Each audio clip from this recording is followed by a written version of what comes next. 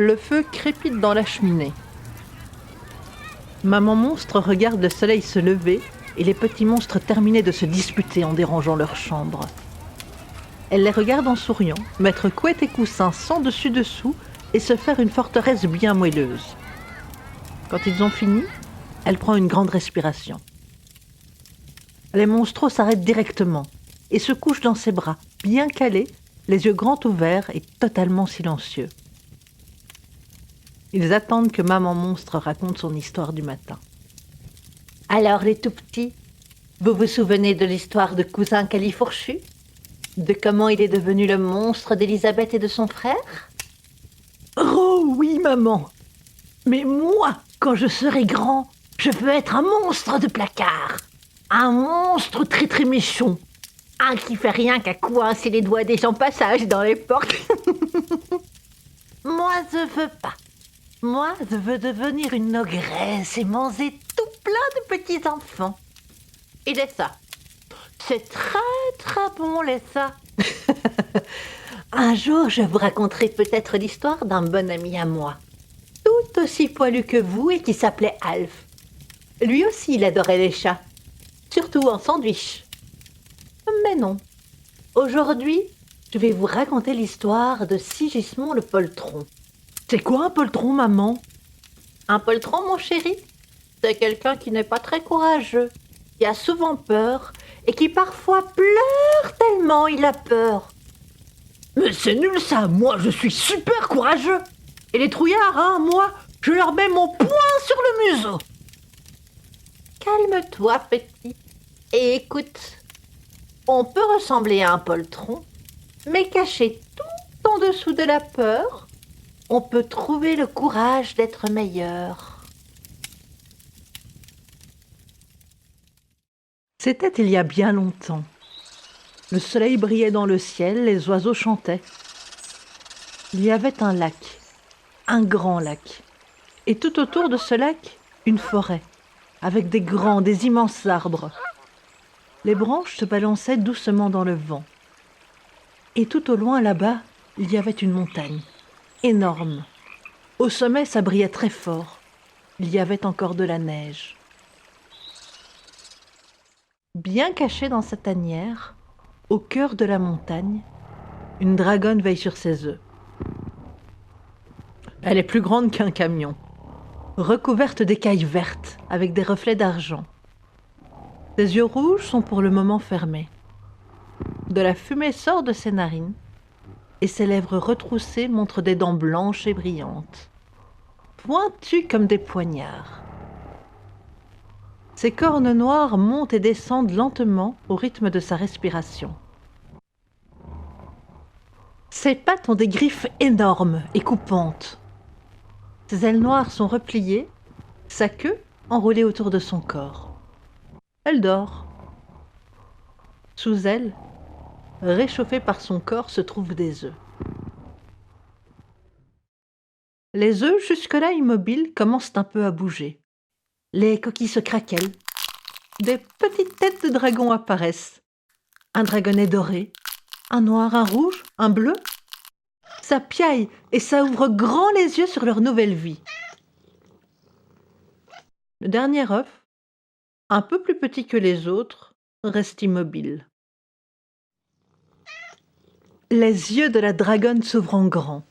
Elle admire ses petits. Leur souffle de la fumée dessus pour les réchauffer. Ils sortent complètement de leurs œufs et commencent à se déplacer maladroitement autour d'elle. Ils tentent de se mettre sur leurs pattes. Ils tombent, ils réessayent, retombent.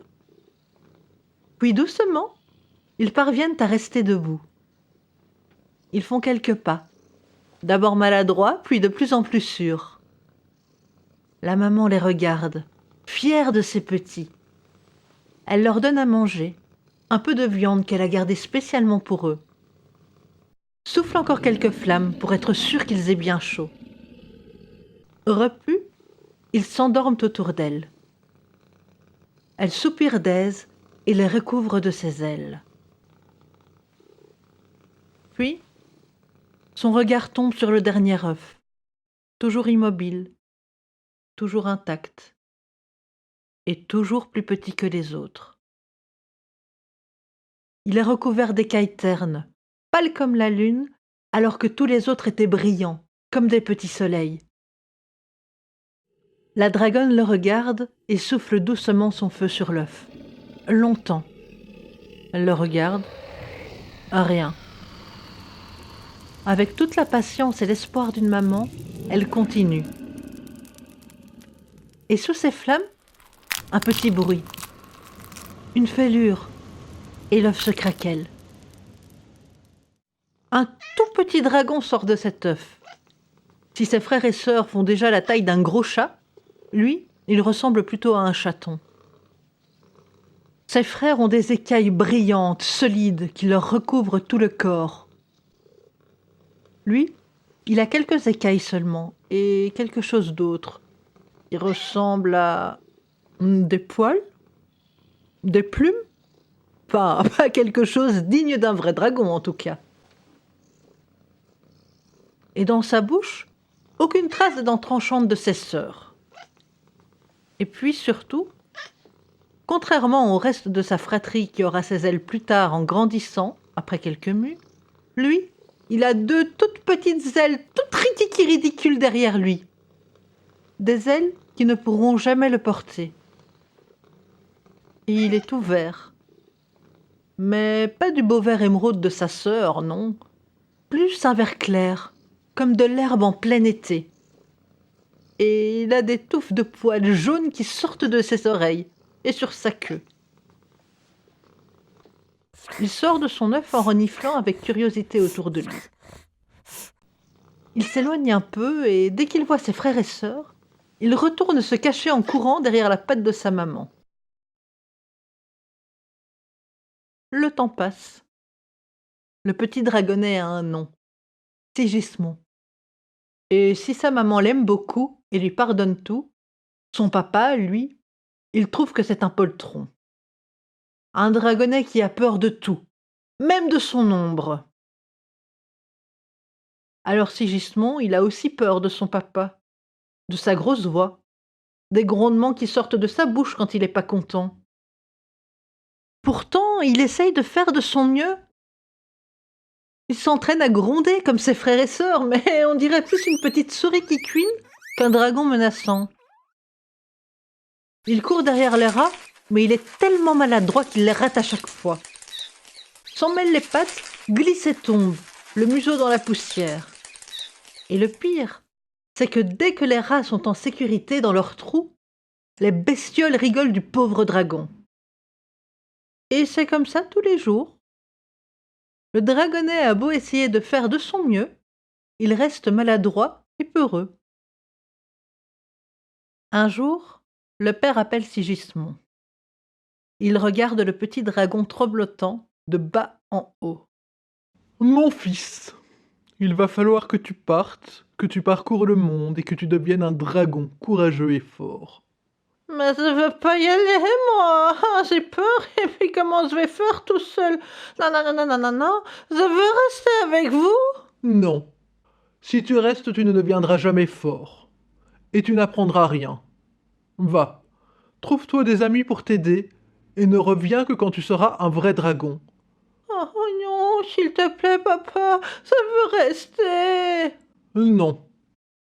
Tu partiras. Dès la nuit tombée. Sigismond tremble devant son papa. Il pleure un peu, puis il va chez sa maman, qui lui fait un gros câlin, l'entoure de son corps et de sa queue, et lui murmure à l'oreille. « Je suis sûre que tout ira très bien. Tu n'as juste pas encore trouvé ton courage? Va, aie confiance. Trouve-toi des amis, et ce sera un très beau voyage. » Sigismond renifle, se mouche. S'il avait été humain, il aurait certainement préparé un petit sac avec toutes ses affaires. Mais c'est un dragon. Du coup, il ne fait rien de tout cela, et se tourne et se retourne entre les pattes de sa mère, avant de s'allonger et de s'endormir tout contre elle. Quand la lune est haut dans le ciel, elle pousse Sigismond du museau et le réveille. Ils se font un dernier câlin. Toute la famille est devant la tanière pour regarder Sigismond partir. Dans le ciel, les étoiles brillent. Il fait noir, mais les yeux de dragon voient dans la nuit. Tout autour de lui, la forêt et ses mille bruits. Des bruits que Sigismond ne connaît pas, qu'il n'a jamais entendus. Des bêtes qui courent dans les fourrés. Des oiseaux de nuit qui chassent. Des insectes qui stridulent. Et de temps en temps, le cri d'une proie attrapée et mangée par plus fort qu'elle. Et Sigismond, au milieu de tout ça, tremblant de peur, mais avançant. Quand il a trop peur, il se cache dans un buisson. Quand il a faim, il mange ce qu'il trouve, des noisettes, des fruits, parfois une souris quand il a de la chance.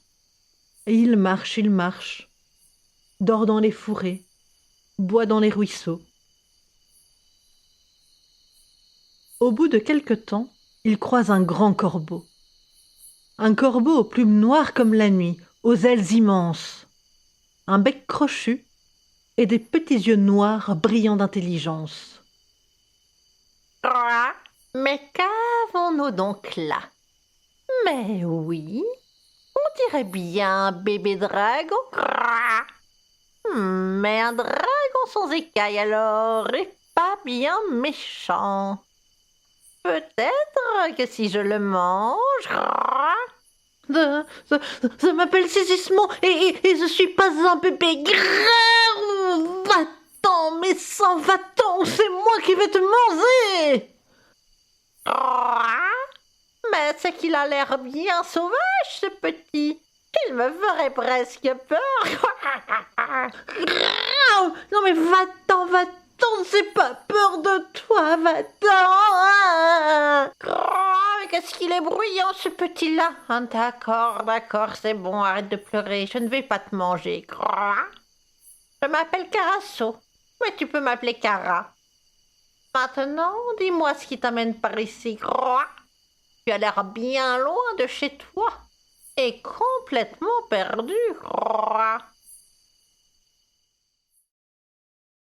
Et Sigismond lui raconte comment il est parti de chez lui, comment il a peur, mais aussi pourquoi il veut devenir un grand dragon courageux, pour ne plus jamais avoir peur. Il veut devenir celui qui fait peur. Et Carasso, le grand corbeau, secoue la tête, ses ailes. Il regarde avec un peu plus d'attention le jeune dragonnet. Alors, comme ça, tu veux devenir courageux? Eh bien, écoute, ça tombe bien, je peux t'aider. Je suis sûre que tu as plein de courage au fond de toi, et je vais t'aider à le trouver. Bien sûr, ça ne sera pas facile, Évidemment, tu risques d'avoir peur, parfois. Mais si tu me suis et que tu fais bien tout ce que je te dis, tu deviendras un dragon extrêmement courageux, D'accord, je te promets.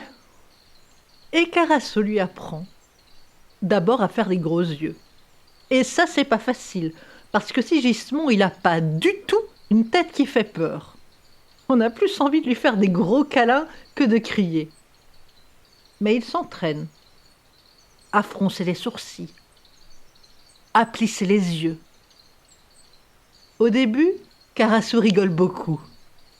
Puis, quand il estime que Sigismond est prêt, il lui apprend à grogner, mais en ayant l'air menaçant, un peu comme un lion. Et de nouveau, Sigismond essaye de grogner. Et des sons sortent de sa gueule. D'abord, comme des petits cris de souris, puis de plus en plus forts. Bon, bien sûr, ça reste un petit grondement de dragonnet, mais c'est déjà mieux qu'au début. Quand Sigismond est prêt et maîtrise les gros yeux et le grondement, Carasso lui fait essayer sur d'autres que lui. D'abord sur de petits animaux, des sauterelles, des grenouilles. Et ça fonctionne.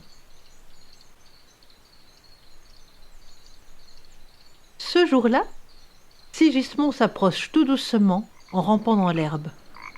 Il arrive derrière un gros crapaud. Il retient sa respiration, se redresse et... Grouah! Le crapaud sursaute et disparaît en sautant très vite dans la mare. Croix, c'est un très bon début, Sigismond. Et tu n'as plus peur des crapauds, Croix, c'est très bien. On va pouvoir passer à quelque chose de plus compliqué. Bien sûr, tu n'es pas très grand, Croix, pour le moment. C'est normal, ça. Mais tant qu'on ne te voit pas, Croix, on ne le sait pas. C'est pourquoi je vais t'apprendre à prendre, Croix, une grosse voix. Et à te cacher dans l'ombre, Croix, pour donner l'impression que tu es bien plus grand et menaçant, Croix, que tu ne l'es en vérité. Aussitôt dit, aussitôt fait. Carasso apprit donc à Sigismond les arcanes de l'ombre. Comment se faire plus grand qu'il ne l'était réellement. Comment faire une grosse voix tonitruante, même si au fond de son cœur, il a très peur. Et le temps passa. Carasso devint un ami très cher au jeune dragon, qui grandit. Bon, bien sûr, il n'y avait pas beaucoup d'écailles et un pelage soyeux, mais les dents de Sigismond poussèrent, et des griffes apparurent à ses pattes. Peu après, quand il grimpait dans les arbres, les troncs pliaient sous son poids. Il lui devint aussi impossible de se cacher derrière les rochers.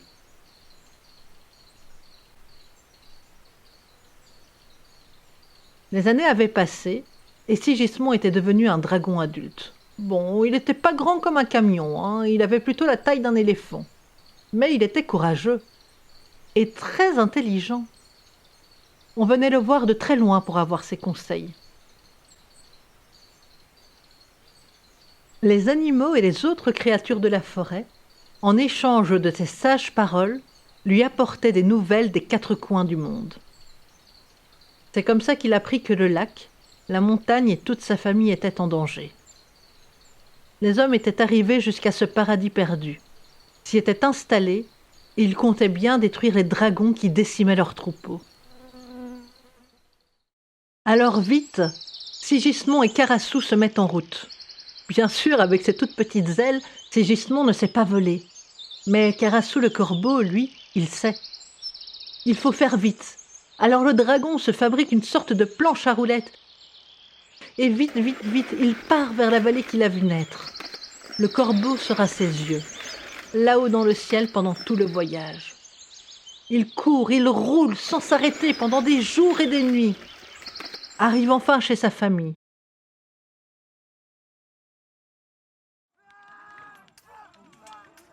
Entre lui et sa famille, une armée. De la forêt merveilleuse qu'il a vue naître, il ne reste plus grand-chose. Le lac, si bleu autrefois, est maintenant d'un gris terne. Et dans le ciel, ses parents, ses frères et ses sœurs crachent leur feu, défendent leur montagne contre ces envahisseurs, beaucoup trop nombreux pour eux. Sigismond réfléchit. Pour éviter les soldats, il plonge dans le lac, passe par un réseau de grottes pour retourner dans la tanière. Là, après le coucher du soleil, il retrouve sa famille. Il retire les flèches coincées dans leurs écailles. Et longtemps, il parle. De comment les hommes se sont installés dans la vallée, de tout ce que Sigismond a appris pendant son voyage. Ils ne se sont pas vus depuis longtemps, mais ensemble, ils cherchent une solution. Et ils réfléchissent, longtemps. Sigismond a une idée, et vu que les dragons sont trop grands et trop voyants, il demande à Carasso le corbeau de livrer son message. D'abord aux rats et aux souris, pour leur demander de ronger les cordes des arcs pour priver les humains de leurs armes. Ensuite, aux oiseaux. Il propose de les réunir tous et de les lancer sur les chevaux pour les effrayer.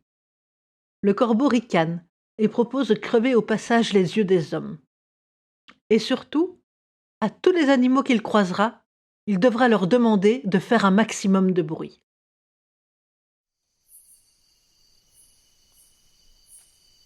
Au cœur de la nuit la plus sombre, couverte de noirs nuages d'orage, le corbeau s'élance. Alors que le tonnerre gronde au loin dans le camp humain endormi, des tas de souris, de rats et d'autres petits animaux rongent consciencieusement les cordes des arcs, les ficelles, les flèches, tout ce qui leur tombe sous la dent. Dans le ciel, alors que l'aube tente de percer les nuages, une nuée d'oiseaux s'abat sur le camp. Les corbeaux en croissant, des aigles en trompettant, les faucons aux cris perçants lacèrent les tentes des hommes.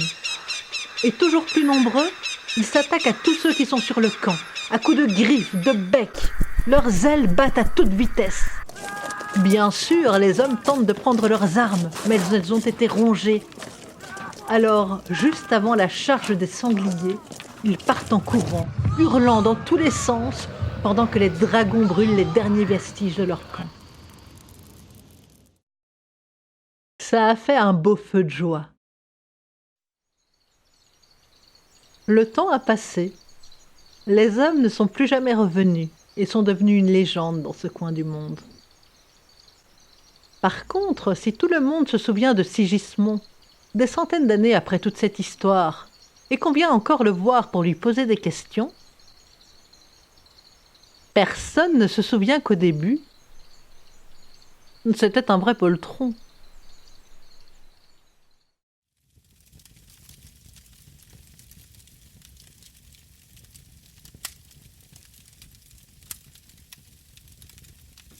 Eh bien, maintenant, au lit les tout petits. Le soleil est déjà bien levé, et ce soir, vous aurez du mal à vous réveiller. Oh non, maman, allez, encore une histoire, s'il te plaît. Non, non, non, non, non, au lit. Et demain, si vous n'êtes pas sage, je vous raconterai une autre histoire.